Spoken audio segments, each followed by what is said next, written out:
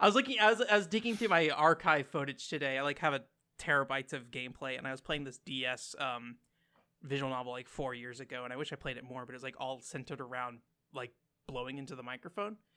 So it's like you're doing a bunch, like it's just a straight up visual novel as far as I can tell. Like it doesn't seem like a romantic adventure game, although romance seems maybe involved. But there's just like parts where it's like, oh, like the girl, there's like an agency after, and like I think she gets grabbed, and so you have to chase after the car. But then there's a bunch of pedestrians on the street coming at you, so you have to take a whistle and blow in it the entire time to get all the pedestrians out of the way and stuff. Oh no. It's just like weird stuff like that. And there's like, it gets to the thing of like, oh, there's like scenes where you can like blow into the microphone, her skirt like goes or something like that, and she smacks you, right? Like that kind of stuff. But yeah, like I find that stuff like way more fascinating than like I could play a front mission game. I don't want to. I almost turn down every recommendation I get, because almost every recommendation is like, this is a great video game, and I'm like, I kind of don't care. Not because there's anything wrong with that game, but I kind of want something that's just gonna do something weird, right? Oh yeah, give you a unique experience. Yeah. I love me some bad games, but it is not how I usually refer to them, because typically I think it comes with a lot of judgment when you call a game bad to people. They get this kind of idea that you like a game only because, it's so bad it's good kind of idea. But there's a lot more to love about these games. So today I'm talking to SnowyAria, who's a fan translator, but also known as the Queen of Kusoge in some corners. If you don't know, Kusoge is kind of a general term in Japan for kind of infamously bad video games. So I want to talk to her today about like why she likes Kusoge. She does a lot of fan translations for Kusoge games as well. So we talk about why she chooses those and what she enjoys about working on them. And some of that includes kind of some fun little anecdotes. I'm gonna be honest with you, we talk about a lot of games in this show, and it would be kind of hard for me to explain and know every single one, but we kind of start with like Left Alive here, because that's what SnowyAria was playing at the time.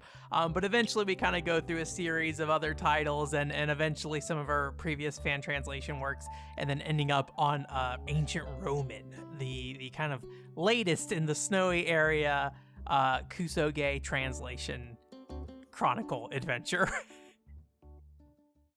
I guess like, so something I like always wonder a little bit with like what would we call Kusoge and stuff like that, right? Like I guess what would you define as like Kusoge? Like what is your definition of Kusoge? Oh man. I mean, there's the literal translation, right? Yeah. Shit game, yeah. But then I feel like, I could be wrong, I feel like there's a difference between like Kusoge and a bad game. Is that accurate? Depends on how you phrase it. Yeah. Or think about it, yeah. 'Cause I know a lot of people make the distinction between bakage for like silly game or like stupid game versus Kusoge. Yeah. Like some people describe Kusoge as more so like incredibly painful and not fun to play. I feel like there's different ways to feel pain in games, maybe. One is just like a design, like what is going on in this situation, and one is like this feels awful to play, right? I feel like there's like different types of those things. Yes, like there's usually, at least for Kusoge, at least one major system is usually completely broken. Mm-hmm. So like in Left Alive, the AI, it does this amazing thing where like I'll shoot a guard from across the level. Everyone turns to look at me. The mech robot over there, the tank, everybody. But then it runs a check like 3 seconds later being like, am I allowed to have seen the player? No. Yeah. And then they all just turn back to do their own thing. Well, I think there was like some weirdness with that, and like it wasn't like a joke for a long time of like guys would just show up and like you would hide in a locker and then be like, I guess it was just my imagination, even though you like came up and punched them and stuff like that, right? I feel like stealth games have always kind of had this problem to some extent of like, what do you do when the player gets away in that situation? Although it sounds like, I don't remember, like, is there limited ammo in that game? Yeah, there's limited ammo, so it encourages you to basically make Molotov cocktails out of empty cans and vodka and things like that. There's a defense part where you're on the 3rd floor and people are coming up, and I just put improvised explosives on every stair that's going up, and it's just poosh, poosh. So I guess it's what would you say would be like the distinguishing factor of like what makes Left Alive, I almost said Left 4 Dead, Left Alive like a Kusoge to you, I guess, to some extent. Does that make sense? Or is it one of those things where you feel it when you see a game? You're like, this is a Kusoge. There's a lot of that feel, and there's definitely a lot of debate between what is and isn't a Kusoge. So this one definitely falls into that system. I guess something that's just so bizarrely out of expectations, and it wasn't developer intent. Yeah. But something that interests me with these ones is just kind of like, it's fun to learn the systems. Like I enjoy finding out how things work, and like Left Alive has been a very fun, like, this system doesn't make any sense. And you're sitting there puzzling things out. Like, I can walk 3 feet behind an enemy in the middle of a sewer, splashing water everywhere. It doesn't matter. But like the second like you cross in front of line of sight from like a mile away, the mech will shoot you like crazy, but a guy can't see you from 10 feet away. Yeah. Are you having a good time with Left Alive? Oh, definitely. I'm doing a 100% collectible survivor run right now. There's multiple endings in that game, right? If I remember correctly, too. From what I've heard, I'm trying to get the platinum. We'll see if I get there or not. Okay. I'll be curious how you feel about it after all the endings, because I just got one ending, and I remember being like, I have no idea what happened in this video game at the end. Oh no. Like, I kind of get it, but like, admittedly, I was like streaming it, and like my rule of thumb is that like on a stream, 30% of story content makes it into my brain. It sucks. It's just how it is, right? With That's like, fair. it depends on like how much you can focus on story versus like talking to chat and stuff. But like, but it was one of those situations where I felt like I got to the end of the game, I was like, I don't know what happened. Like, I kind of know what these characters are. I won't get into it. There's some weird stuff with some of the characters and being like, oh, okay. But it's kind of like, I don't know. It is one of those like, it almost feels like a B-movie game from like the early 2000s in a lot of way, and how it conveys its story, I guess. Like a lot of just like very flippant and like flowery language that doesn't always have a clear goal. Does that make sense? Oh yeah. Like, I feel like it's introducing a lot of characters, and I'm like, are you going to be able to resolve all these plot threads? Or is this guy just going to show up once later, get shot, and be like, war sucks, right? Moving on. And a single ending, in my opinion, doesn't get there. But that was part of the thing I was wondering. I was like, if you get all the endings, do you understand the message of Left Alive? So. From what I've heard, the best ending requires all survivors. Okay. And then the worst ending is you don't get any survivors. And so the survivors also include, like at the end of chapter 1, where you meet the commander of that one battalion. If you say the wrong thing and get him shot, then you're locked out of the best ending already. And that happened to me, and I actually had to reset the game because I didn't look it up before then. Sorry, it's been a little bit. The survivors, those are like people you have to like guide to safety, right? In the mission? Yep. Is that right? Okay. Yeah, there's always like 3 people per level about, and then you have to escort them through the enemy to get to it. I remember giving up on that very early on. so yeah, I definitely did not get the best ending for that. But yeah, I'll have to see if it explains things more, but like, it's so silly. Like, there's this part where there's a tank, and the guy's like, I have to go to the shelter that walks right in front of the tank. I'm like, could you do that other one over there instead? And he's like, no. So what you have to do, I just watched a video online because I'm like, I'm stuck. What do I do? You walk up to the tank, you shoot it, hide behind cover, and then once it fires the shell at you, you pop again. And you keep doing that so the tank just keeps watching you while the guy walks next to it on the other side. And I'm like, this is so bad. This wouldn't work. I guess I don't know. Did I guess one thing I didn't really figure out was like, what exactly brought you to Left Alive, but like what exactly drew you to that game specifically, right?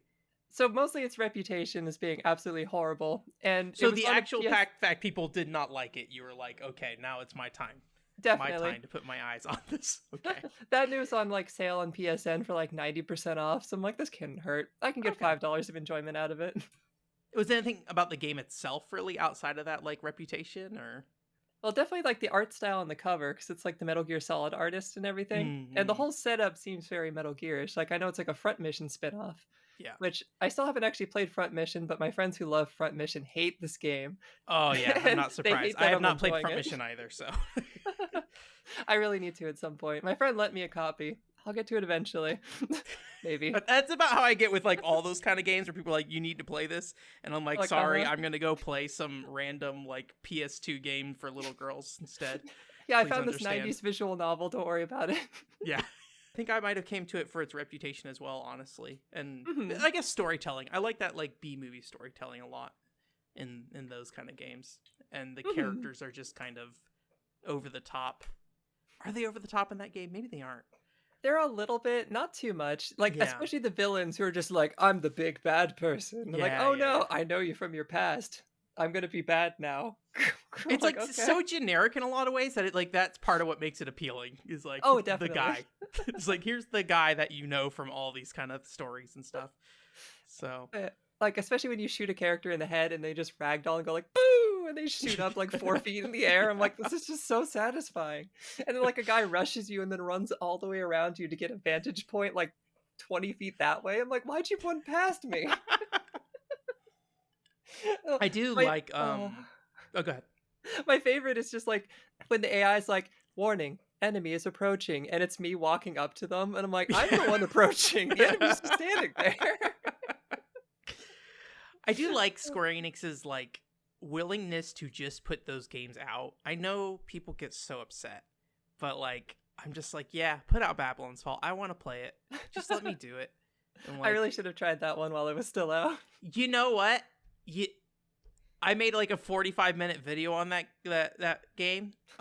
You don't need to like I'm probably one of the most generous people to that video game. There's like interesting stuff in there, but like it all kind of crumbles in the end, I feel like, cuz it's like it's a really interesting game if you think about it from like the Nier franchise perspective. Mhm. And mechanically like the similarities they have, and it's like an evolution of what that is, and I think it is a better game in a lot of ways than like from a gameplay perspective than Nier Automata, how you pronounce it, I don't know. I always get it wrong. Yeah, like mechanically I Automatopoeia. think it is a more interesting game, but like when you put those mechanics in the game, the like gear score aspect, the life service stuff is like Mm. really like it really pushes against you actually playing with the game's mechanics properly. And Oh. they also like kick down like they held that whole thing of like we are desperately trying to make this video game work, and so like they kept cranking the difficulty down to try to get people to end game content faster and stuff, and like that just made the experience worse and worse with every single one. But I don't know, what was appealing with Babylon's Fall? Was it just a reputation thing as well, or Yeah, I didn't actually get a chance to get around it before it closed, but definitely just yeah, like the reputation. I did okay, finish near Automatopoeia. We'll just go with that. out of my Though I think my build was kind of silly in that game. I just did something like there was a piece of equipment like if you don't get in combat for 10 seconds, your health fills back up or something. Like as long as you don't get hit, it was something like that. And then I just combine it with every time you attack, you get health back or something. And I just kind of sat in the background and shot. There's a lot of like fun ways to abuse the chip system in that game for sure. Mm-hmm. When it comes to like at least like configuring and like modifying your character, and I feel like Babylon's Fall was like maybe a more balanced version of that in a lot of ways with like how its equipment system worked. Mm-hmm. There's a lot of just like weird, funky ways you can kind of like get buffs and stuff that weren't like a traditional just put on this armor and get like plus attack and stuff like that as well.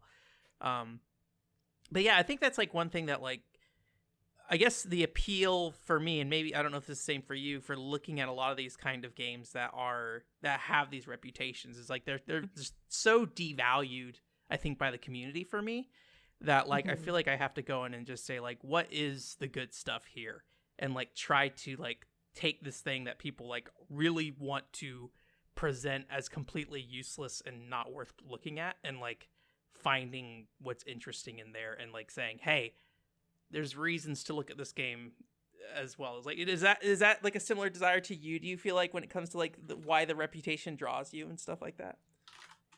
Oh yeah, let's see. I had something I was trying to. I thought there was like a sentence I wrote here, and I'm trying to remember what it was. Yeah, I'm surprised you wrote a sentence to like prepare for the Oh no, response. this is something I had on my blog Okay. post somewhere. So it's just kind of the idea that like I feel a lot of Kusoge are teams trying stuff that Yeah. failed, and but like a lot of like AAA games, like no matter how good they are and stuff, there's only so much you can deviate from the norm for like mass appeal and everything. Yeah. But Yeah. like companies that just like are okay with failing, like I mean, there's definitely ones out there that did amazing things that worked Yeah. out, and then we know and love those games. But like, there's still definitely like charm over there to find. Like, there's I do play a lot of Japanese game like RPGs that people don't tend to like as much. Like I really liked the the whole series from Tokyo RPG Factory with English name was, I played it in Japanese, God, Setsuna. I Am Setsuna or something like that. Yeah, I Am Setsuna. It was like the Snow and Sacrifice of Setsuna. Was it in Japanese? So I'm like, that's not how Yeah. they translated it. But yeah, that one, Lost Sphere and Oninaki, which I don't know too many people who gave those ones a shot. But like, It was weird because like it was like, hey, we're gonna make a game that like feels like those classic RPGs, but I think yeah, visually they did not align. And I don't know if that's like a pixel art thing specifically, but it did come off as like visually disconnected from those past games. I feel like I say as somebody who has not played games like Chrono Trigger and stuff. I've played like the Final Fantasies on Super Nintendo, but that was pretty much me too. Yeah. my understanding is like what those games were trying to be, right? Yeah, I guess like because I never really got that into Chrono Trigger and Chrono Cross. Like I played a Mhm. little bit of them, but going into Setsuna without that like image in my head, I think kind of made me like it better. It was Yeah, a also lot one of of time the it's expectations. I think with games, it's like, what are your Mhm, expectations coming in? definitely, yeah, and also the fact that I played it in Japanese, and that was back when my Japanese wasn't as good, which means I had to spend like twice as long on every dialogue box, and I think Yeah, that kind of helps a little bit, like getting into the plot because you have to actually sit there and spend the time with it. yeah, But also that soundtrack though is still one of my favorites. Just like pure piano soundtrack, entire game yeah. was still such a bold move. But I, I I do admit the plots are a little on the generic side, but like Mhm. Setsuna was pretty interesting. Lost Sphere was very much that didn't do so well, so we're gonna play it really safe. Yeah, And it felt pretty much just like fuck you, evil person, you're bad. We're gonna beat you up now. yeah. Realize I'm like, I don't know if we're cursing or not. Whoops. Uh, but yeah. I don't really care. Oninaki though is surprisingly one of the games I played this year that stuck with me the most. Cause like Hmm. despite the combat being kind of rough, you kind of get used to it after a while, and once you get some upgrades, you can actually like move faster and it's not quite so painful. It's an But action like RPG, right? Where the other ones were turn based. exactly, yeah. They were trying to do an action one and they didn't quite do a great job, but it's okay.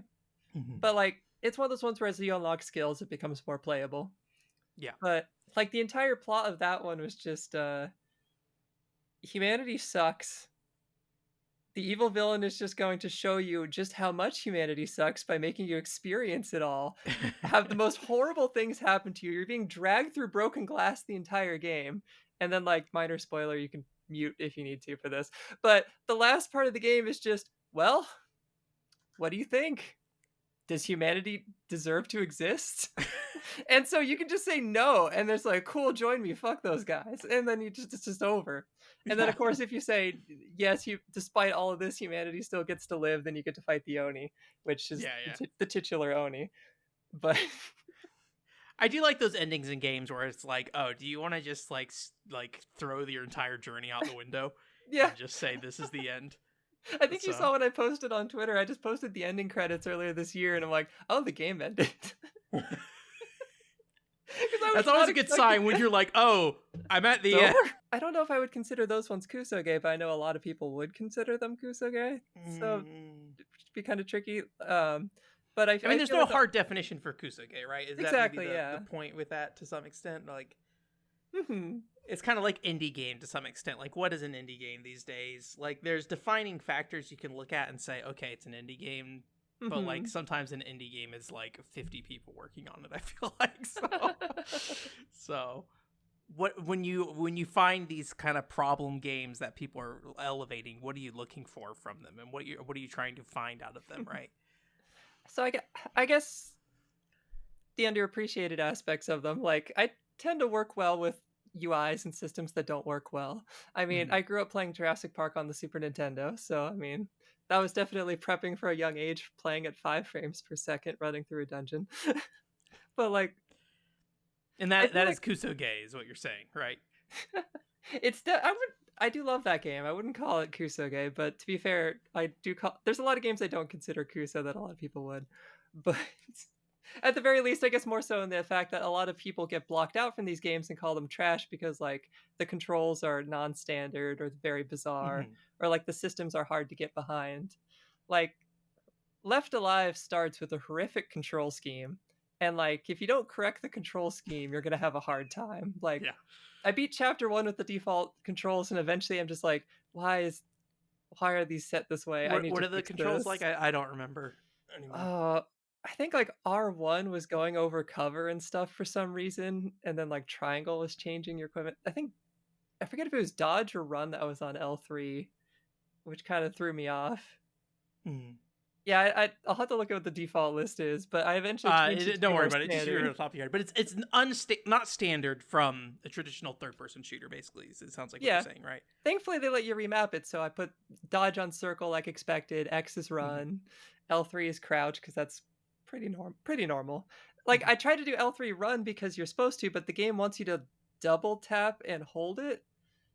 So like Mm-hmm. you hold X to run, you double tap it to sprint, and then you have to hold that down. And trying to do that while pressing in L3 at the same time, like this isn't working. Yeah. So I had to switch that one up. But yeah, like I feel like a lot of these games, there's something nice under the hood. Like I'm Mm-hmm. just gonna keep jumping topics because I'm having fun with this at this point. But like It's okay. Air's Adventure on the Sega Saturn, that's a I Kusoge have for never heard of sure. this video game. Tell me Oh, about this video game. We need an explanation now. Air's Adventure is the most bullshit nonsense plot ever. Mm-hmm. I'm trying to figure out how I can badly describe the plot of this game. So you basically play as someone who you can name them however you want. And Mm-hmm. so my default name was Bitch the Fourth because I just Okay. wanted to make my default name for everything. So Bitch the Fourth Chaser Vincent was his full name. Uh, he's basically set to be executed for some reason I don't remember at this point at the start of the game. The princess saves him, and so you basically like work with work with the princess to stop the big bad who kind of exists near the end of the game at some point. Um, your whole thing is you work with fairies to get the orb soil, which is it's like this purple goo in volcanoes. Oh god, you know what? I speed run this game actually for some stupid reason because I'm an idiot. But let me just Sometimes look it's at this. fun to be like the person, especially if like nobody else has speedrun it. There's low bar to entry of just like I'm gonna set a time, and now I'm the Exactly. world record. So So Air's Adventure, like looking for the good parts in it, it's actually got a really good soundtrack. That it's surprisingly like that game does not deserve that soundtrack. And Mhm. I know one of my friends was talking about how the composer cried in bed upon release of that game with how badly it performed. I'm, I'm not sure how true that was, but I could definitely see it. But Yeah. like the pixel art in that game, actually, I don't know if we can call it pixel art, but so it's a 3D game where your characters are like 2D on the 3D planes.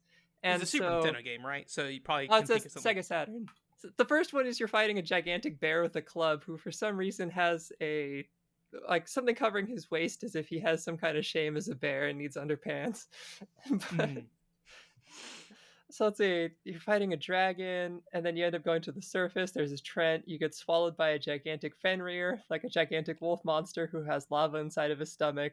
And you go meet the fairies. For some reason, you go into the desert with a mirror. There's a horse you have to deconstipate, and it becomes a Pegasus because you gave it magical beans on accident.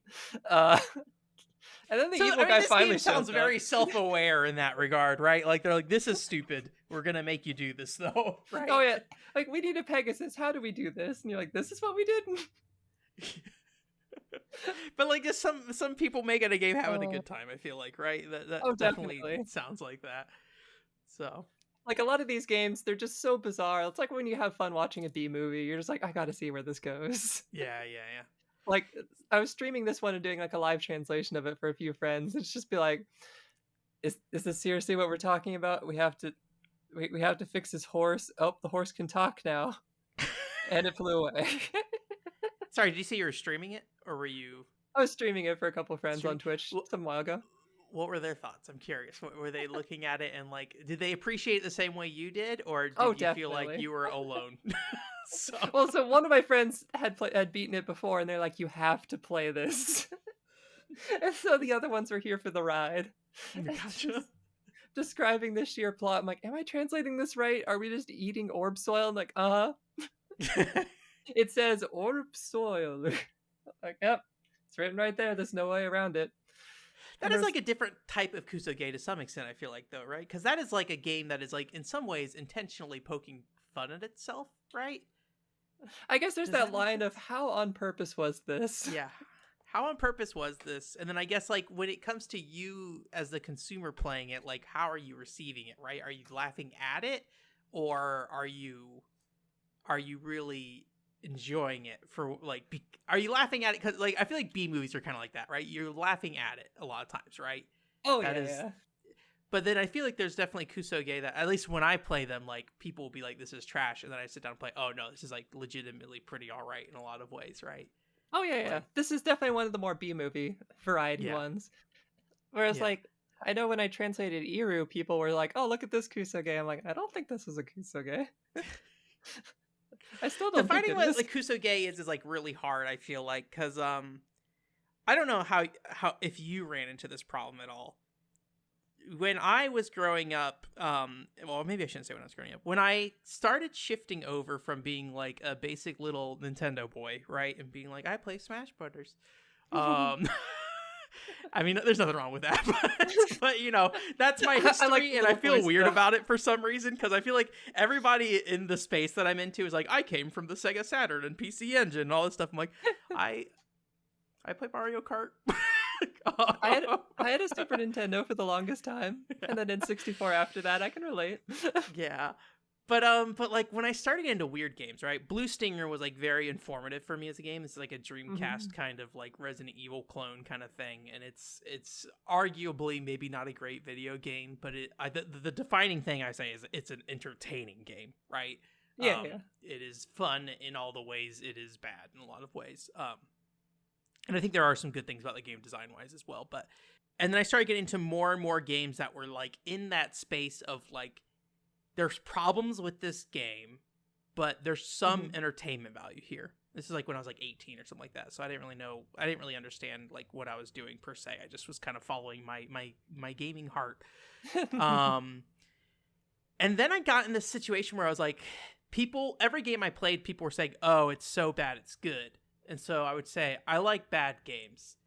Um, and I kind of regretted that later because what happened was is that anytime I liked a game that people didn't like, they said, "Well, you just like bad games, right?" And so I know I that got personally.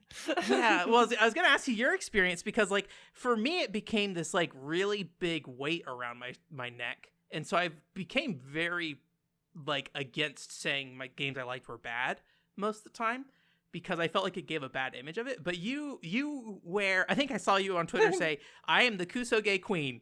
And you're like all for that, right? And so like I think it's interesting that like your relationship with at least the term Kusoge, right, is very Mhm. different. I feel like from my very negative feelings of using like bad game as like a defining term, right, for that stuff. Like, does that make sense? Like, did you have a Oh, different experience definitely. in that, or?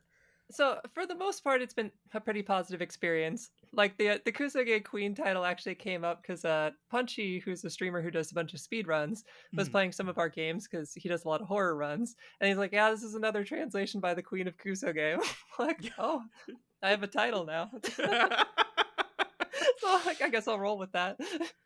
But in terms, the problem comes up when like I really like a game. Yeah. So like I tend to like a lot of the Furyu games. Like I really liked Crystar and Monarch, and people hate those games.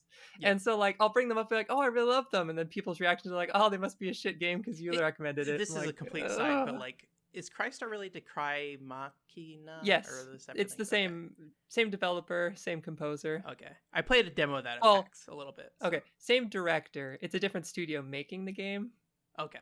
but yeah, I went I through just and that was a complete side. We don't need to get into that further, oh yeah. but I just I mean, if you want to talk about that game, I got the platinum on that one too. But I tried to describe Cry Machina to a friend. I'm like, would it be bad if I said simple series near automatopoeia? And they're like, that would be amazing. And I'm like, okay, we'll just go with that. So that's at least how I describe that game. yeah. But yeah, it does kind of negatively impact though when like it's not that often that I get like really into a game and want to talk about it. But Mhm. like I played Monarch in Japanese before it came out, Mhm. and the problem with that game, especially, is the first couple hours are terrible. Like, Mhm. I initially thought about returning the game, and then I bought it digitally, and PlayStation's just like, no, you can't do that. And I'm like, Yeah. all right, Yeah. fine.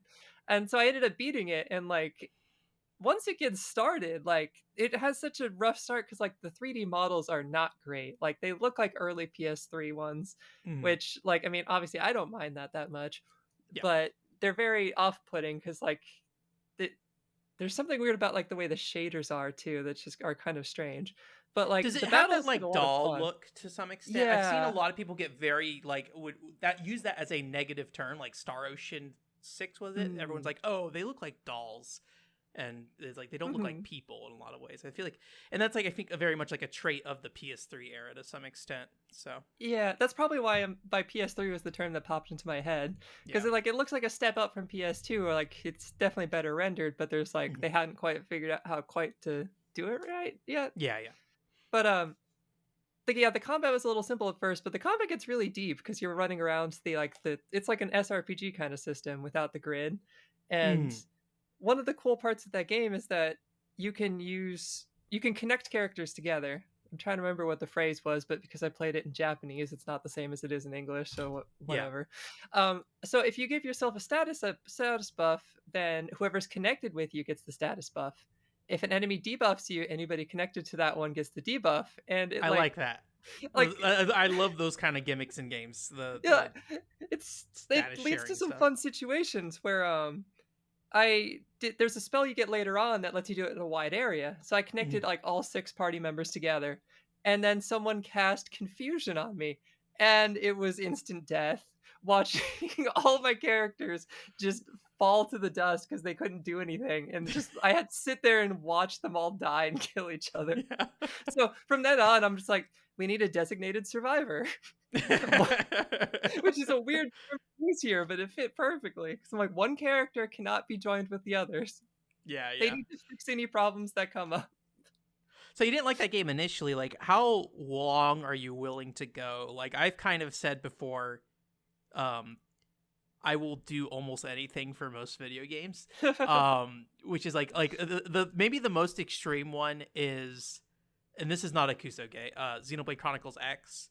I had a Mhm. really hard time with that game because that is the true open world Xenoblade Chronicles, right? So the other ones are kind of like pockets of areas that you go through the story and they're open, but they're not. You can't go to the end of the game immediately, right? Yeah. Where Xenoblade Chronicles X, like probably like 80% of the content's available. Um, and it took me about 75 hours of not Oof. liking that game to Oh go, no. oh, I get it now. And I enjoyed the last 30 hours of it and had a Okay, great that's time at good. the end. And I was like, okay. But it's just like, sometimes it just takes, and that's like, again, extreme. Sometimes it just takes like reframing of how I look at a game a lot of times to Mhm. get to the point that I like it. So I'm kind of curious, like, how much are you willing to give a game? Like, are you in it for the long one? Have you married that video game till death do you part? You So and you in this game. I guess there's a few factors involved where so like Monarch in this instance, I knew the director and Crystar is still one of my favorite games of all time. So I'm Mhm. like, you gotta have something going on here. And I did like some of the characters at the start. Like it took a while, but like the first villain was so over the top. I'm like, this is Kuso territory of stupid villain. Which I mean, he disappears at the end of chapter 1, so it gets better after that. But like the very first chapter boss of that one, um, they did a collaboration with I think a VTuber idol studio, and so Okay. every which is a little weird sounding, but every single boss fight has their own unique vocal track, That's and cool. like it was. I feel kind of bad because a lot of English players won't really get to experience it, but like the lyrics fit up with the fight really well. Mm. And so, like the very first one, I'm like, oh, I'm suddenly way more invested in this boss fight after hearing the song going. That's like the hard thing. Like I worry about this a lot of times with like games that don't get dubbed, right? Mhm. There's like which there's nothing wrong with a non-dub game, right? I'm not saying that. But like Mhm. there are things that like there are games that they are like we have dialogue going while you are doing something in the video game. Mhm. And I assume if you know Japanese, much easier to process that information. A lot of times I cannot read that dialogue without like going and hiding in a corner and just like paying attention to what's happening, right? And Mhm. like songs as well, like obviously all these songs are made for these particular scenarios and stuff. And unless they like drop the text in at the bottom of the screen, that's like, hey, here's what's going on. Like, I feel like most games don't do that with music. if Yeah, anything, I was right? really hoping they would for the English release and just like have the subtitles somewhere, Mhm. but I don't believe they did. Like the game does have a dub, I believe, but like the songs obviously didn't get resung. And Mhm. so I feel like a lot of it was kind of missed there, which is kind of a bummer. Yeah. But just like the experience or the emotion between like that and that fight being like, okay, I'm here for the long haul at this point. Yeah. So And I how guess long like was that to get there about, you so that think? was probably like 3 or 4 hours. Okay, It I was feel not like too that's like bad. a nice little taste. Like you committed long enough, I feel like, right? Like Hmm. it's not like Final Fantasy 13 where I know like don't get me wrong, the narrative around Final Fantasy 13 very overblown in a lot of ways. I But I beat feel the like the game, don't worry. oh yeah, yeah, I beat it as well. It's like I think it's like a perfectly okay Final Fantasy. It's not my Yeah, favorite. It's like smack dab middle of the franchise for me of just like I can yeah, believe that. Final Fantasy. Um Mhm. but I feel like the first 15 hours of that game really do take a while to get going. And Mhm. I can't blame anybody for not getting past that. But the hard thing that comes into it, I think, and this is I think part of what is the problem with a lot of Kusoge and stuff like that is like when you give up that early, and there's again nothing wrong with giving up that early. If you're not having a good time, just do whatever you want, right? Go, you spend your own time how you want. But I think when you start talking about it as like not a product, right? When you're trying to talk about it as Mhm. like, I feel like maybe a jerk in saying this, but like more recently, I'm like, I just think I look at video games as art. I kind of don't care about the product size anymore. I don't care if this video game is worth my money or not. I just Mhm. want to have a good time in terms of just like exploring a game. I want to learn something. That's the bigger thing, right? I want to learn Oh something yeah. for when I play the game a lot of times. And if I don't learn something, it's a very painful experience for me. That's why Super Mario Brothers 3 is like one of the most painful experiences for me. Nothing wrong with the game.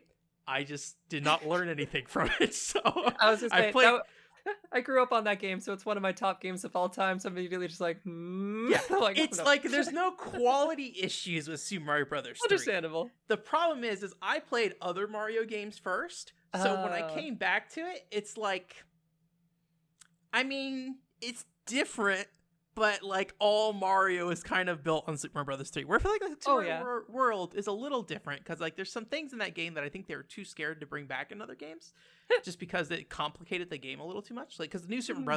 New Super Mario Brothers is kind of the big return of the franchise, right? And I feel like that was more based off like Super Mario Brothers 3 than it was like World per se. Yeah, we don't have the cape Yeah, in the new one. yeah, yeah. So we did start playing Wonder, and I'm actually using the Switch Super Nintendo controller because I'm so used to playing Mario 3 as a kid. I'm like, no, we're using Super Nintendo controller. I'm sorry. Everyone's looking at me like, what is wrong with you? Use the Pro controller. I'm like, no, the Yeah. SNES controller all the way. Someone has to hit the home button for me. I don't have a home button. Oh god, I didn't think about that. Yeah. There's like some weird stuff on Wii U with like GameCube controllers where you could use it for certain things, but you couldn't like go to the home menu and stuff like that. Just like, oh, I need somebody else to do that for me, please. So, but yeah, I think like a lot of times I'm just like trying to learn something from a video game, and that's like why I'm okay committing to it long term, right? Hmm. And I think in that way, it's like any video game that is going to teach me something is like way more interesting to me than anything that's just like okay. But I think Hmm. that's like a lot of the appeal, I think, to starting a game and just being like, this feels bad, but I will find the good. I will look for it. Does that like align, do you think, with like your values and like trying to dig in it, or is that Oh maybe yeah. more an extreme situation with me? I don't know how like willing people are to stomach those kind of things. People will sit there and be like, "Are you having a good time?" I'm like, no, but I'm gonna But figure it out. I But guess they that was have a kind of really hard time understanding that, right? I So guess that was kind of the Left Alive appeal to it, because I'm like, people say it's painfully difficult and everything, that's hard to beat and everything.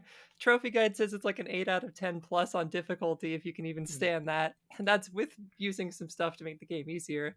And I'm like, is it really this hard? I gotta figure this out. Like, I feel And the like, AI is bad, right? So it's like oh yeah, that should make it easier, right? yeah. So- I mean, a lot of it, like, I've been having a blast, like, because I'm a programmer is my main job. So I'm like yeah, thinking, like, how does this programming work? So I'm like, I can kind of like imagine what loops are going on with like the AI being like, they turn to look at you, but like their distance is too far, so they don't yeah. actually get to engage with you and fun things like that.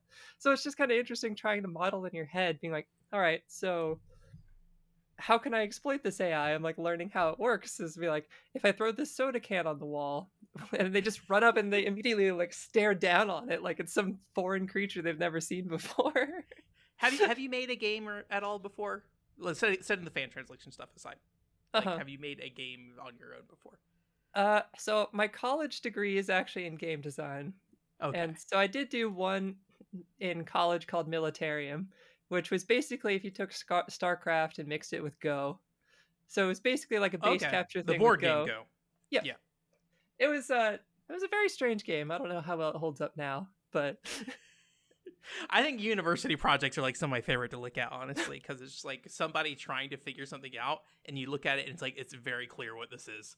Like they just need the physics to work, and the video game came second. So I need my physics to work for a grade. So that's the only game you've built. It sounds like after college you haven't really, or university you haven't really. And if you count it technically, for a VR chat, recreated Jurassic Park Super Nintendo, which to be I fair, played that. Oh. Yeah, I after you mentioned it, me and my friend were futzing around in VR chat, and I was like, oh yeah, it's that Jurassic Park thing. We looked it up and we ran around and I think we finished it. Oh, nice. It is. It's based off the Super Nintendo one you were talking about earlier, yep. right? Like, is that like the whole game, or is that like a special segment of the game? So that's one segment of the game. I did think about doing the entire game, but I was starting to get into issues with VR chat lagging with that many enemies. So I had to do some like clever things of like when you enter a different floor, all dinosaurs on that floor activate, and then when you leave the floor, all the other dinosaurs deactivate. And just trying to get like the network sync working and everything. So like, I assume in the Super Nintendo game, it is like a first-person dungeon that you're walking around, something like that, with a gun. Yeah, Jurassic Park SNES was mostly 3D like that, but it also had an overworld kind of like Link to the Past style. So you had to walk around. There was dinosaurs you fought on the overworld as well, and then you had to open up the different security gates to get through to get to the different sheds. So basically, each shed is a location from the movie, because it's based more off the movie than the book.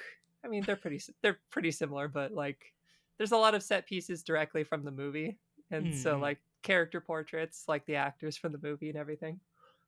But so you basically like walking around on the overmap. I thought about putting like a hub world where you could just basically like walk and go into each of the rooms, but we kind of kept it just the visitor center because it's the most actually like interesting area, because they definitely put the most textures and work in there. Most of the other buildings are like 2 floors. They look exactly the same. There's a key item at the end. You're not missing much. And even with the different floor textures and stuff, it was like kind of confusing to navigate, just because like it is all. I mean, this is true of all those kind of games. I feel like it's not necessarily unique to that game, but like it is just a hallway, right? There's no furniture. There's no really. I mean, there's a couple places that have stuff in it. I feel like. The laboratory with all the beakers that face you at all times. Yeah. So I don't know if this is true of the original game, but like in VR chat, obviously you can pick up weapons and ammo and stuff. So we would place ammo behind in places where we're like, we want to remember this is where we did this. So nice. Yeah. That's kind of a nice bonus. In the game, if you run over an item, then you pick it up and it disappears. Yeah. Or if it's a weapon you don't have, then you swap it out and you leave the other one on the floor. But you can't like place them anywhere. So that's kind of a nice side effect of VR, that you're able to just chuck them elsewhere. So I guess to your earlier point, that's the closest I've done to programming a game, but that obviously was just recreating an old game and not creating my own. I'd say that's like you were... VR chat, in its design, right? Initial design is here. You can make a room where people are going to hang out and talk. And then from there, it expands out. Oh, you can implement a TV or music player, right? So you can have that stuff. And then it expands out to, oh, I'm making a video game in VR chat. So I would put that, even though it's like a remake, I would put that in the... I made a video game within another video game, I guess. like Minecraft and stuff like that, I think have similar things. Where like the what you're doing is definitely very it's game design-esque, right? Or like game programming-esque. I don't know. You know more than me what's going on there. I'm a dumb boy from the outside who just plays it and goes like, "Oh, neat." But yeah. So I guess like the kind of the question I was trying to get at with asking you about that was like I think a lot of times when people play games, like I don't think they have much empathy. It's just like, am I having a good time or not, right? And I think that's perfectly fine if you're just looking for entertainment, right? Like just say whatever, like do whatever you want in that regard. but I do think it like kind of spreads out a little bit, and like it ends up on the internet, and then it starts becoming like no empathy for the developers at all. Like, do you feel like knowing more about like what goes into a game, just because like your experience with that like helps with you, like maybe be a little more forgiving with that stuff at all? Like, is there like a, oh, this is bad, but I also know how hard this is, I guess, right? I think so, definitely. Like, just like knowing the sheer amount of bugs that you can create, just be like, oh, I'm just going to create this, like, this one object. It's got a volume to it, so like it has a collision, so I'll just put it in the room, and then you're like, oh, it turns out you can block doors with it and like use it to push yourself out of Yeah. bounds, and you're like, yeah, yeah, that happens. Little things like that. I'm like, you never think about these. This is just little things that happen that you deal with. I'm like, I can sympathize with this. Yeah. And then like I've got some friends who work in industry, and just hearing them talk about the inside and like what it's like to work on it, I'm like, yeah, yeah, okay, I have sympathy for you. I see everybody shitting on the game that you made, but like I've been hearing on the inside how much of a struggle it was. Yeah, I mean, I have to, I mean, I assume every person is like every job, right? You go into a job, you're gonna care about certain jobs over others more, right? And I assume that's Hmm. like probably true on a game. Some games you are a part of that development team, and you may have no interest in making, but hey, guess what? This is your industry and your job. Congratulations, here you go. You're Hmm. making this now. And so I feel like everybody has like um different interest levels in the game they're making, but I think it is like Hmm. very clear that like people in that industry are in it for a reason, right? And so it's like always strange to me when people like start using languages like lazy developers or greedy developers, and admittedly sometimes they mean the publisher is what they really mean, Yeah, the right? publisher, man. And really that is the source. I don't want to say the source per se, but probably the thing that has more control over the quality of a game coming out. And I'm not saying like every game is built the same and stuff like that, right? But it probably is money and time is the two big things, right? I would say, Oh, definitely. with a lot of games. So like it is always weird to me that like people really go after the people who work on the game directly when there's like no, like, I'm sure they would want to make it better, right? Like it's this thing I've been spending the last 3 years of my life on, right? Hmm. So But yeah, when so the yeah. publisher, or not say the publisher, but when the one like giving the company the money is like, we need a return on your money within 3 years. Yeah. We know like you guys need 6 more months to make this game better, but we need the money on the tax write off, or not on the tax write off, but we need the Yeah. money in this fiscal year now. So they Yeah. get forced to release it to terrible sales, and whether or not they might patch it into a better game later or just write it off and start the next new game. Admittedly, that's Like, like way more viable these days, at least now, where like you put yeah. a game out and people, as much as people kick up a storm, people are willing to turn around on a game. Like that is the thing. Like if it becomes good later, people are generally ready to look at it again after a certain period of time, right? I don't know Mhm. the. I mean, if I knew the magic formula to this, I'd probably work in the industry. I have become a lot more accepting of live service games, That's honestly. fair. That has been nice. That has been very liberating because I feel like I was in that camp of just like if it's a live service game, I won't look at it. Mm. There's a lot of reasons why, but I do think that like especially with the nature of live service games and how they shut down, I do think it's kind of important to look at them now a lot of times Oh as yeah. well because it's like they won't be around. Um, I used to play a lot of like those free MMOs that they have used to have back in oh like high yeah, school and well the stuff. Korean ones and stuff, Yeah, or yeah. I yeah. used to play Shin Megami Tensei Online, like Imagine. Ooh.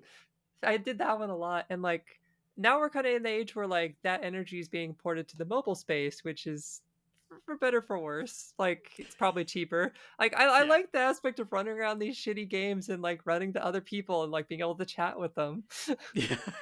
Even if the game was absolute garbage, where you have to collect 50 wolf pelts. I'm like, sure, okay. You kill a wolf, he drops 2 livers, and you're like, what? You can't. I'll sometimes get mobile games that are in Japan only to try them out.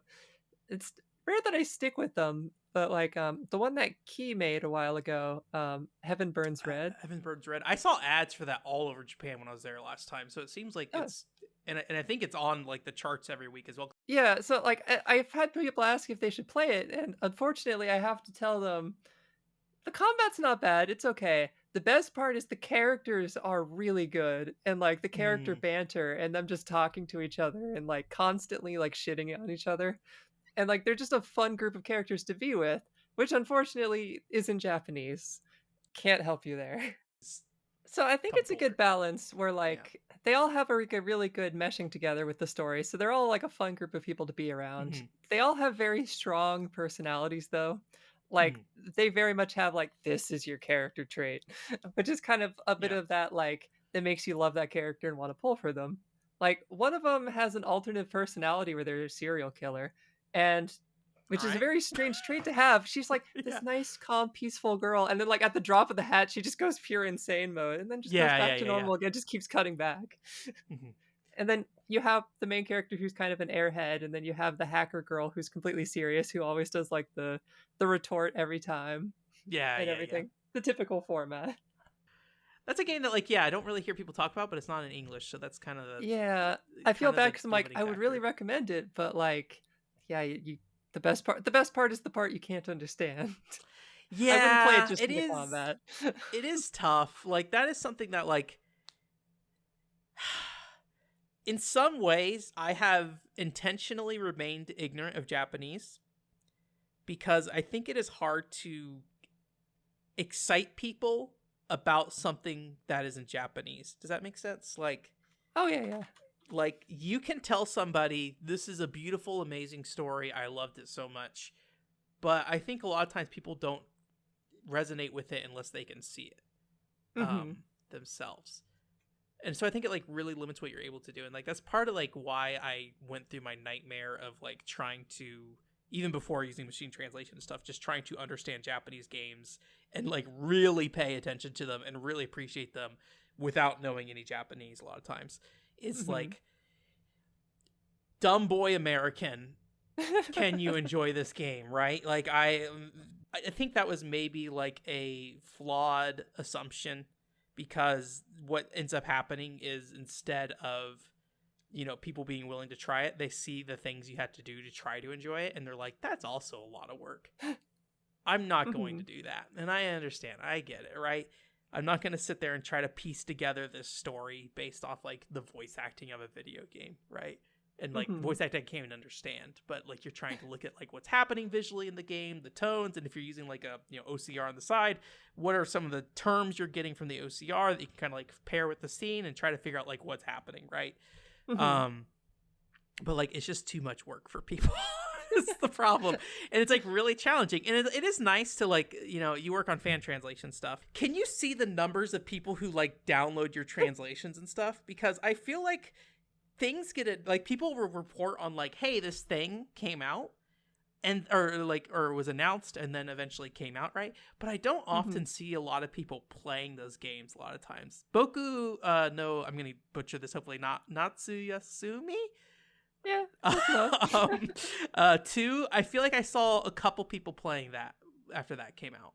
Oh yeah. But like I feel like most of the time I have a really hard time seeing the number of people, like the community doesn't seem to like mass adopt playing this fan translation, but they will definitely talk about it, I feel like. So It like depends on the game. yeah. Like for like RMJ, which was that really awful B movie 3D game. But yeah, a lot of people stream that one, and so I think I watched that game get played through like 18 times or something. Just Okay. because, like, I don't want to say streamer bait, but it's the right length, and it's Yeah. looks so silly and stupid that like people will have a great time watching it, even if they're not playing Yeah. it. So it works well in a stream setting.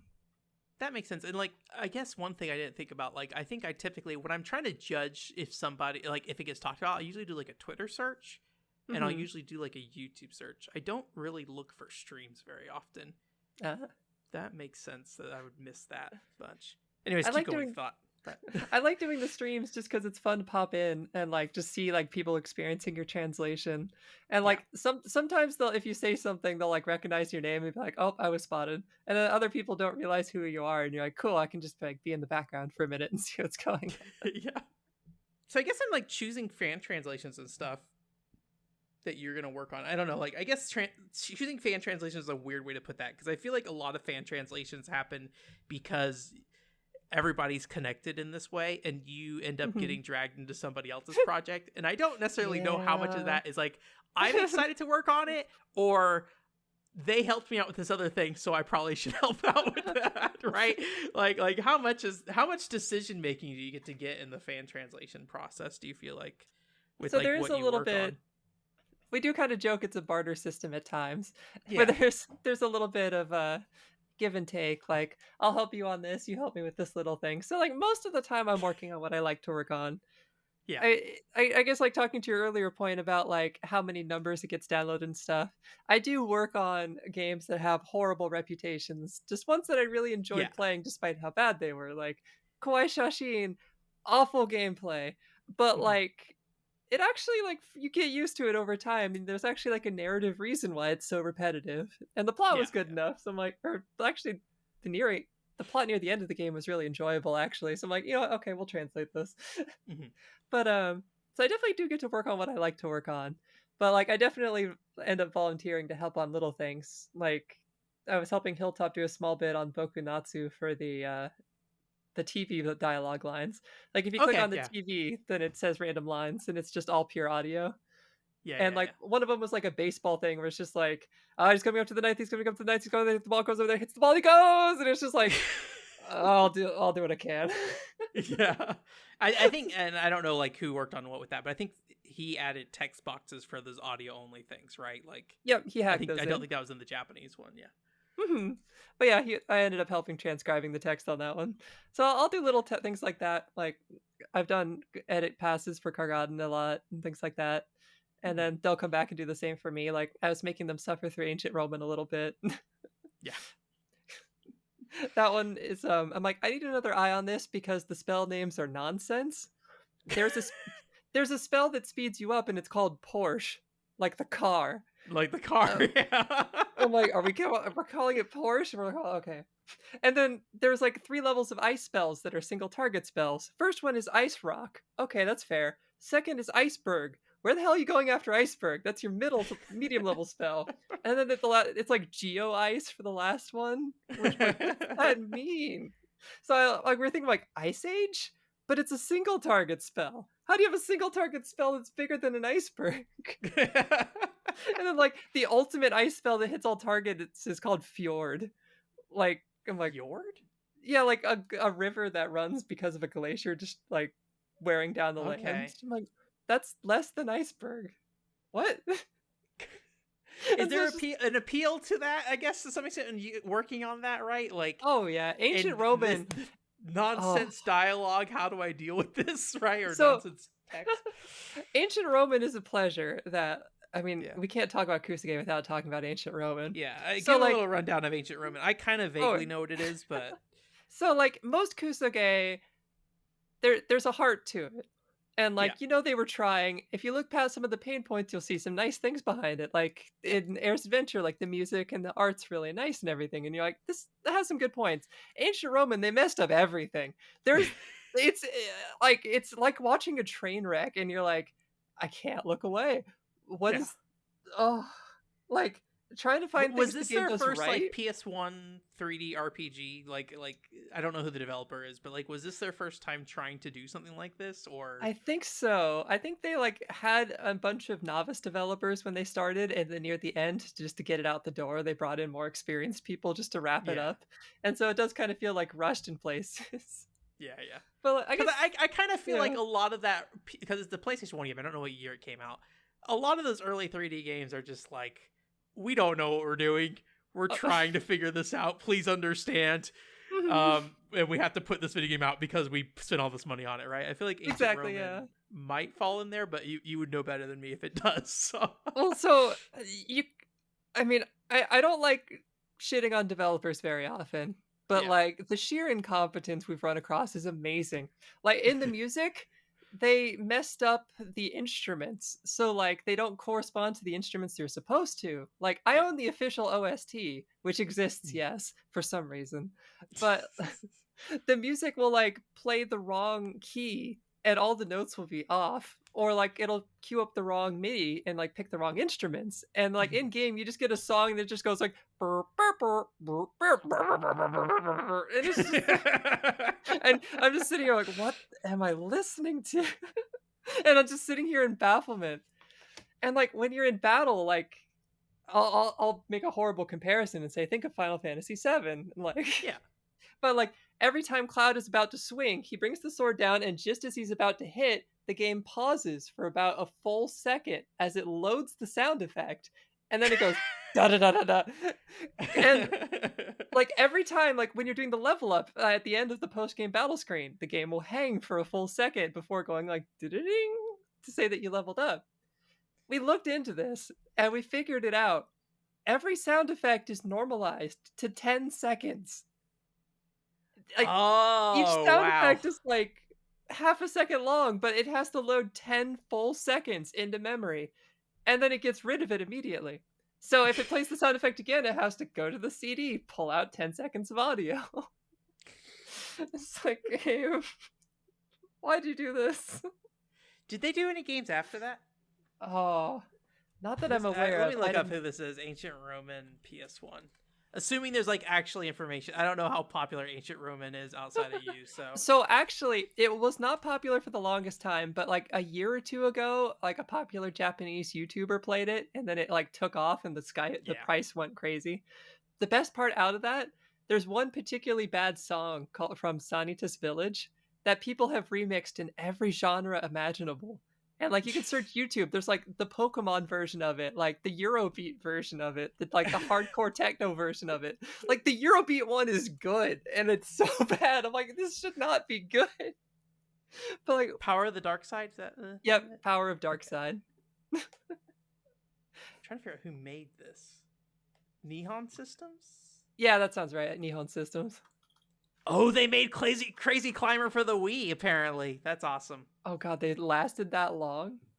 Yeah, 2007. I mean, this is Moby Games, so this very much could be completely like they very well like I don't know, but just knowing Japanese developers, they very well could be around today making like random mobile stuff. So Could see that. I would need to look into it and see if like they actually went out of business or anything. But I do. I love looking at like Japanese like developers from like the early like 2000s that like still are doing stuff today. It's like nobody cares about them anymore, but like I love seeing that and like yeah, they're still going.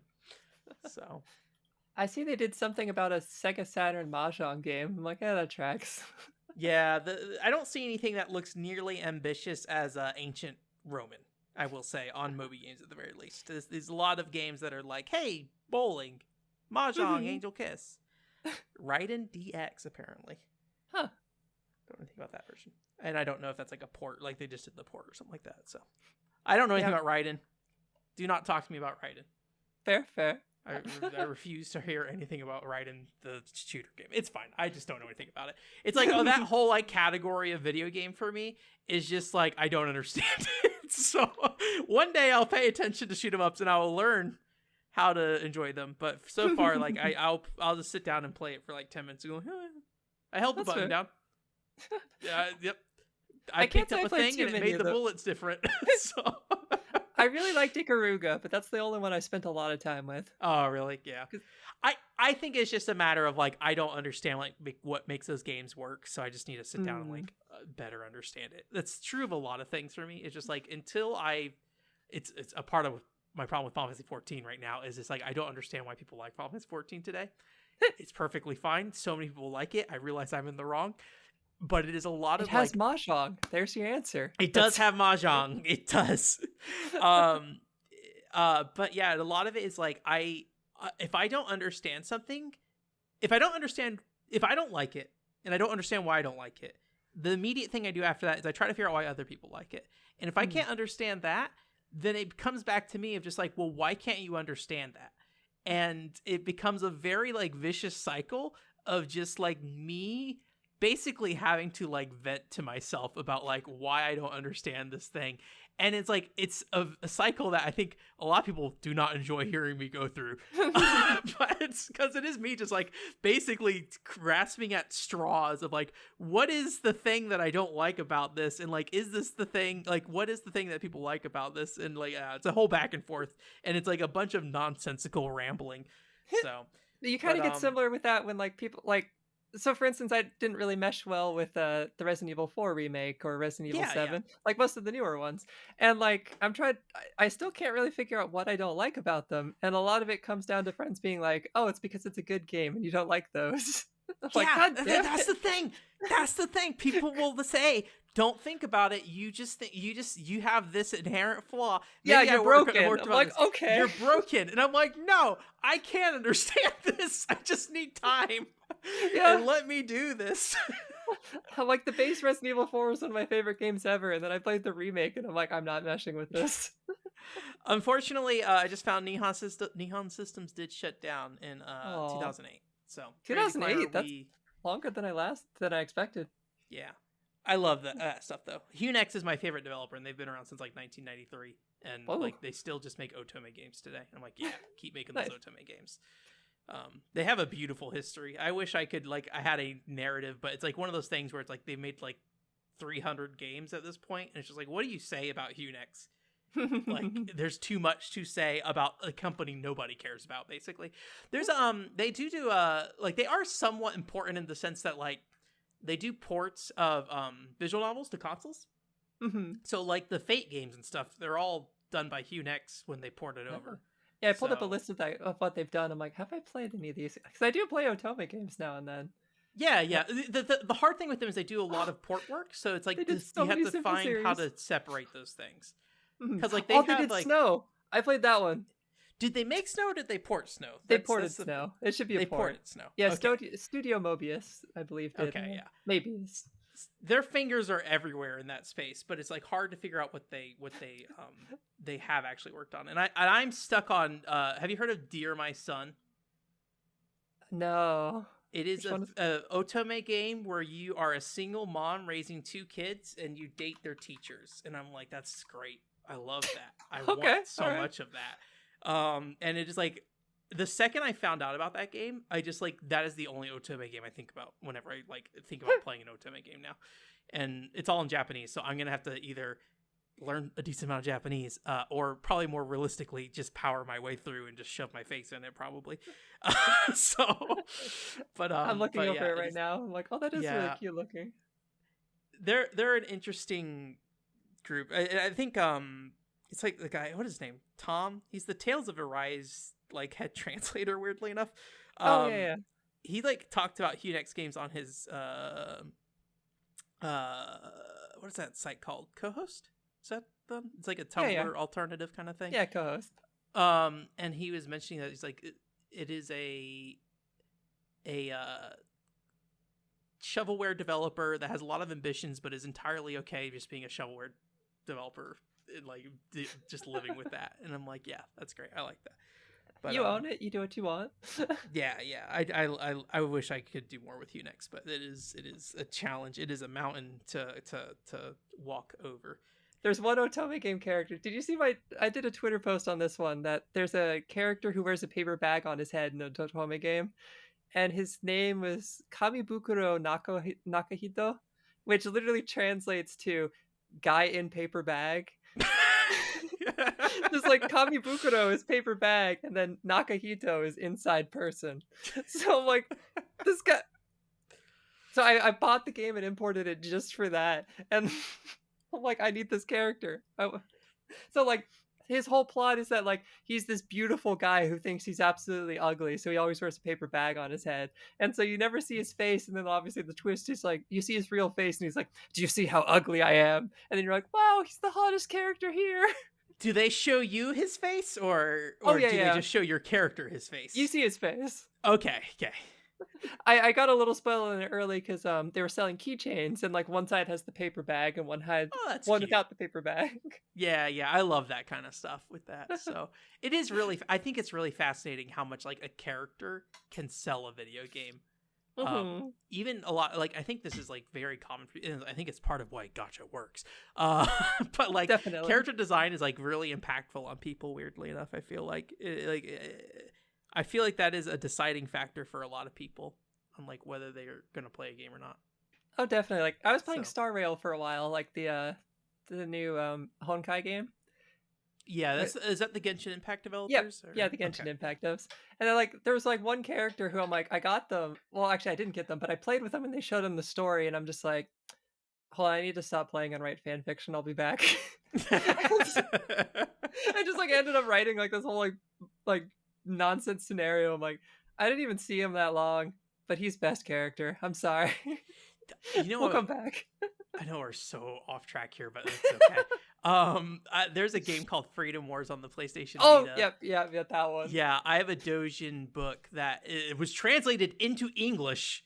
Oddly enough, like one of the only Dojin books I've seen that is in English. Um, and it is about Kaiwolf Silva, which is the tutorial character, and he is in the game the whole time, and you can go talk to him. Nothing happens with him story wise, but he'll comment on the stuff happening, right? Uh-huh. And like, and thankfully the whole book's in English, so like I can read it, and it's basically just like Kaiwolf didn't get his time to shine in the game, so we're gonna Oh, give him his time to shine, and it's a oh, bunch of nice. just like fan stories and stuff in there of like what they think Kaiwolf would do in these scenarios and stuff, and also like sometimes a little romancy with your character and stuff like that too, but Hmm. not like it's not an 18 plus book or whatever. I think it's like Yeah. why do we love Kaiwolf Silva, and like Oh. entire like essays about like Kaiwolf Silva and stuff like that are not just like fan fiction, but also like dissecting his character and stuff. And I'm like, this is Mhm. amazing. I love this. This is one of the best things I've ever bought in my life. But like, The it's one of those things you don't really get to share very often because like, when does that come up, right? It's just like mhm. the Vita tutorial character thing. But I love that stuff though. It The is fact that it they is found an like audience for it. yeah, it's really cool to see like people be super passionate about this stuff. And like I'm not somebody who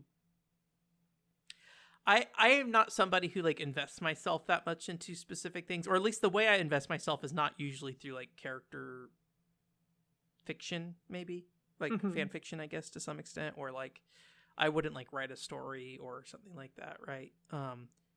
So it's like it's for me. I think there's a lot of appeal in seeing other people do it because like they I get to see what like they're feeling for these characters and stuff where I often don't have that. So I've really enjoyed that. So um I do feel it's a mark of a good game that like when the characters like if I know a character well enough I can just like imagine them doing things in my head, then you've done a good yeah. job characterizing them.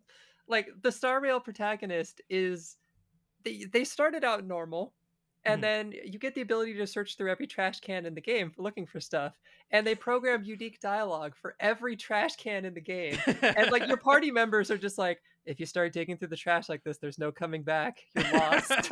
And like your character goes on this whole thing about how like she has this deep, well, she or her, depending on what gender you started yours Yeah, with. yeah, Mine was yeah. female, but like she goes on this like long rants about like the quality of the trash can and like this trash can's fallen over and dead in its prime, and like so she just got the reputation like you're a raccoon. You're just a you're a trash can. I would like I like seeing like when characters get like associated with animals and stuff, them also like being drawn as those animals and stuff too.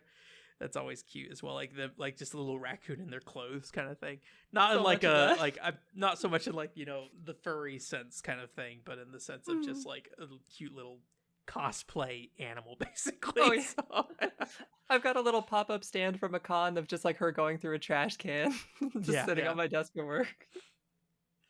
Oh, Speaking a little bit of appeal, and to try to get us back to ancient Roman, yep, yep. what Whee! was what made you grab ancient Roman in the first place? Right? Was it the So characters? so what so this kind of what goes back to the so bizarre I have to check it out kind of appeal. Oh yeah, So yeah, like yeah. back when I first started graduating college, initially I started doing let's plays and I wanted to do like live translation let's plays. Mhm. And so I was looking for games like on PS1. That's how I started with Iru, and then after Dr. Hauser hit, it kind of the YouTube copyright system made it so I translated Dr. Hauser as a patch, and that's how we went from there. That's a whole other story. But Ancient Roman came up on a list, and the only comment under Ancient Roman was, "Don't play this dog shit piece of game. Better play Final Fantasy VII instead. Go away, never touch it." And I'm like, "We're touching it. Yep. What is this?" So I did about a half an hour let's play of the first part, where like it starts off with like scrolling text in space, and it's just like 1,000 years ago, this empire was destroyed. Mm-hmm. Now, modern day, this other thing got destroyed, and it shows you like this attempt at like this civilization getting blown up, like from space, which is where you get the famous face you may have seen of just going like, oh, and then he explodes into Oh, I particles. think I maybe like saw. I think you may have linked like a YouTube meme for it or something at some point, or maybe Probably, I yeah. stumbled across it or something. I don't remember, but check That's it how the out. game starts, and it's just like 17 years later, Kai's in this prison camp, and I'm like, okay. And so like you're a forced laborer in this camp digging, and then you find the power or I don't remember how he translated it, but like at least it's the darkness katamari, which is Yeah, like yeah, this blob of dark energy. And so they're like, cool, we got what we need, kill everybody. And so like you yeah. you hear this, and then you end up having like a prison revolt, and then you escape. And then you never really hear about what the power of Darkseid is, like ever again until like maybe the end of the game. And so like you run off to the next village, and your whole goal is just kind of go to the castle and say hi because we Yeah. don't really have much of a goal. I think we find someone's locket and we're like, well, let's go return it because we don't know what we're doing. We just need to not be here. Yeah, yeah. And so you slowly learn about the people becoming monsters disease, which I did leave it as that. I should probably make it the monsterification disease or something, but it's too funny reading the script and seeing the people becoming monsters because they wrote it out in Japanese like that. It's not like Bakemonoka or whatever. It Yeah. is just like the disease that makes people become monsters. And so like you get that plot loop and then you kind of forget about that for a while. Uh and then you go back to the castle, you get to the castle and finds out you're secretly the prince who was missing 17 years ago for some reason. Hmm. And like you were attacked by like this orc who looks like he's on drugs. And then for some reason that meant you went to a mining camp digging for the power of Darkseid, which never really gets explained who that orc was. I guess he was the Demon King, maybe.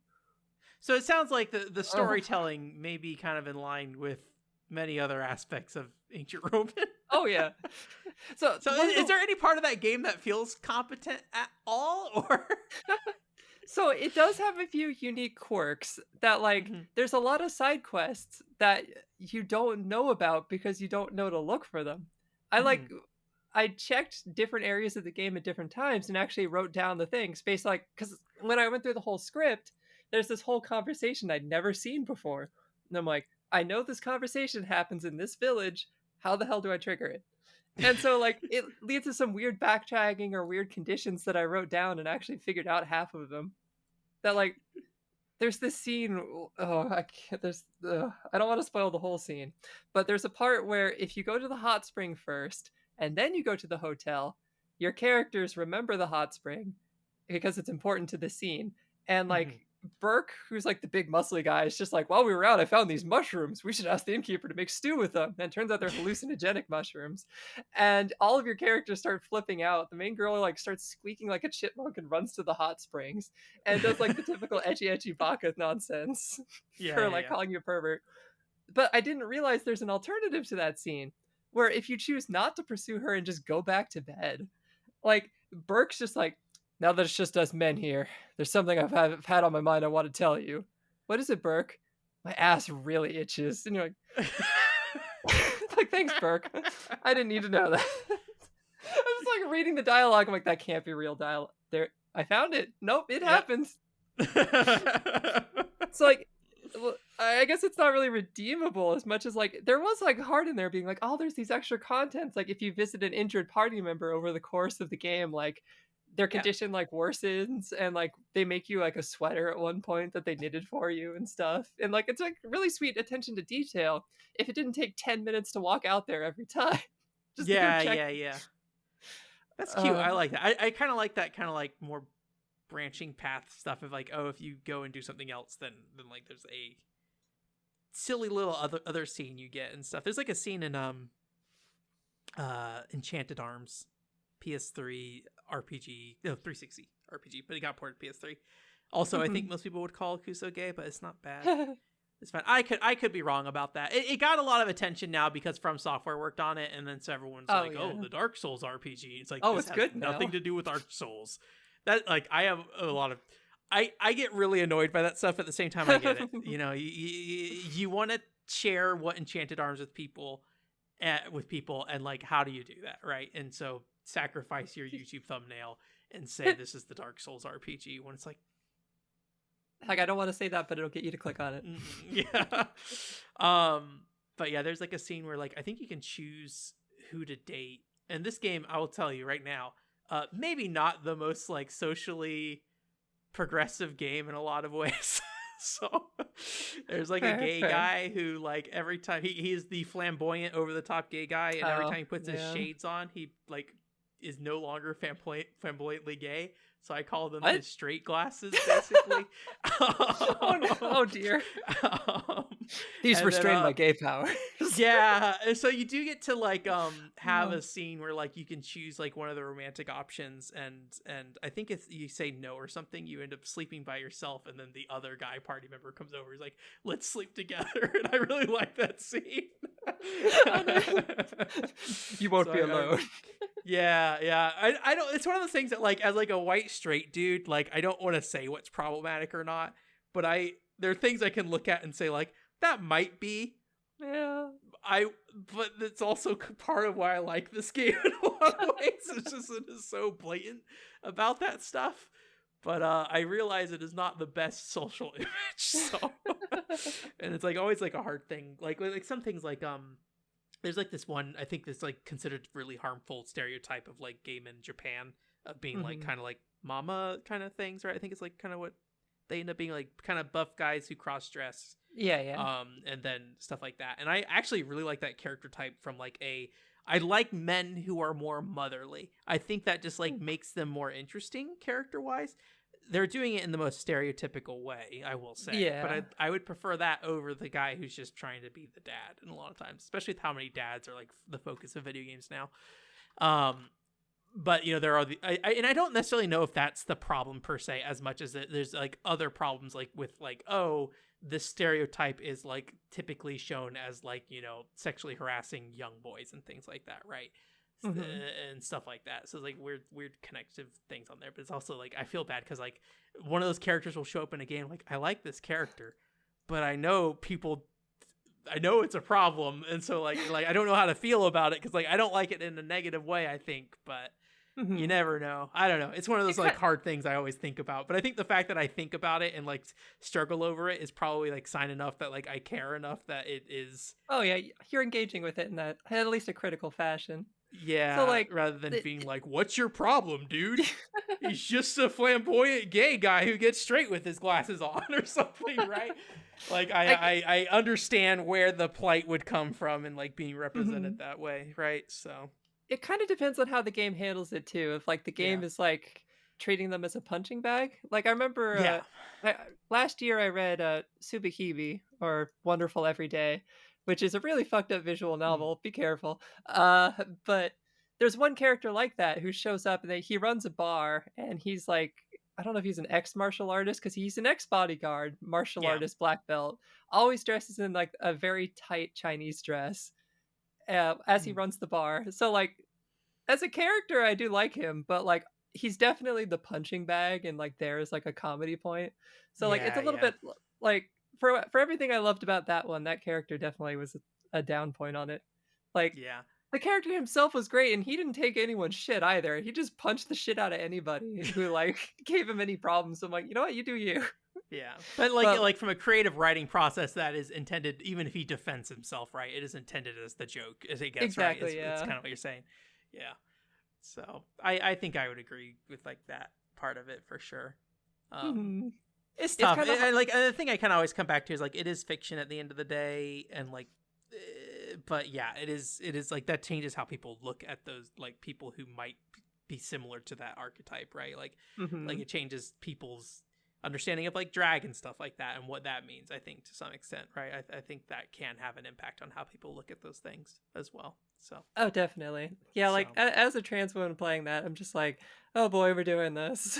We'll just get through this. So, like when you play a lot of games from like the 90s and 2000s in Japan, like you kind of just have to deal with it. Like, I mean, even stuff like I think it was as late as like Catherine, they did like a trans joke in that one of just like, whoa, dude, she used to be a guy, and it's like, okay. And you're like, all right, we're doing this, all right. Yeah, but I forget when that was. That was like early 2010s, and I feel like the understanding of that stuff was still like I think people were becoming more aware of it, but it's still like, I don't know. Mhm. I imagine, I think part of it also is just like the communities I'm in now is like very different from back then. So like my understanding of it probably changed more than anything. And there's probably still people who are in that camp of just being like all about that kind of humor, I guess. But Mhm. I don't know. Anyways, I didn't mean to take it like a very like socially weird direction there, but that is like something I think about a lot with that stuff. Mhm. For that. So I guess in like with translating games like Ancient Rome and like I don't know what drives fan translators to do what they do.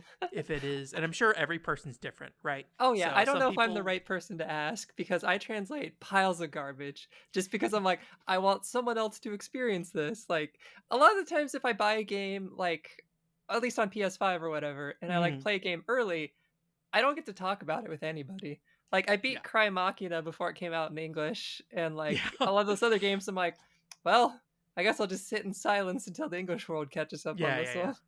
Or like sometimes when they don't come over, like Asatsu Tori, which was a not quite Danganronpa like, but like it was a Switch game with a bunch of girls trapped in a murder killing death spree of like only one person gets left alive. And I'm like, Mm. so for that one, like it hasn't been translated. It's been 2 years. So I started live translating it to a couple friends. So I have someone to talk to about it. It's been a lot of It's fun doing surprising that. how many games don't get translated these days, but I think they just don't get looked at very much at the moment. So, Yeah. but But yeah, I think a lot of the ones I pick for fan translating, I'm just like, I had a lot of fun playing this. I want someone else to be subjected to it. yeah, And so like, just to share the yeah, enjoyment, I guess, like I guess people when who it are comes to looking for the same thing I am, right? especially when it comes to Kusoge, a lot of people are more just like, "Oh, I got to see how bad this game is," but I'm like, I actually enjoyed it a lot. Yeah, Like, I almost never approach a game with the thought of it's going to be a bad game. I will always approach it from I'm going to find what I can enjoy about this, I guess. oh I yeah, think like that is like important to some when it's degree, pure but absurdity, I'm like, okay, the fun part of this is just how absurd it is, and like we're not it here for can the be, epic yeah. plot. Like Ancient Roman, I'm just like, you're here to watch the trash fire, and it just keeps burning, and you're like, this can't get worse. The game does have its charm points though, like those mentioning the side quests. Another one is it's the only game I've ever seen this where when you go to the shop and you're looking through stuff at the shop, it'll like pause for a second as it loads the 10-second audio clips because ancient Roman. Yeah. But then one of the characters will be like, buy that for me. Or be like, I really want that. Oh, And if that's you cool. I like that so much. That's but cool. like even better, if you exit without buying, they'll be like, you're stingy, aren't you? And like they'll yell at you for not buying it. That's such a fun idea. I like that. It's like, I like it's such a feature that I love. I'm like, I'm not even sure how I'll handle that. If I like, Esper, can you put in subtitles just for this part? I also like that, Like, oh, like because there's something completely unrealistic about that of just like you're in town and you're the leader of the group, and I guess like it's kind of weird to think about like your main character as being like the treasurer of your party, right? Of just like well, nobody else has money but the main character, so everyone has to go to them and be like, I can you want buy that, give me that one. well, so the It's funny like a thing question you do have to think about. is, the main character asks you for money too, so it's kind of a fourth wall break. Okay. So, like even he doesn't have money. You are, it's like a Baten Kaito situation when you're like a spirit overwatching everybody. And Yeah, I'm like, who's holding the wallet here? that's cute. I like that. And I think in some ways like games being worse kind of like highlight those factors even more, because I think you are looking for like anything that can redeem this thing, where something like that might get lost in a game that's just good in the first place. I feel like, right? Like everyone's going to talk about the fact this game is good.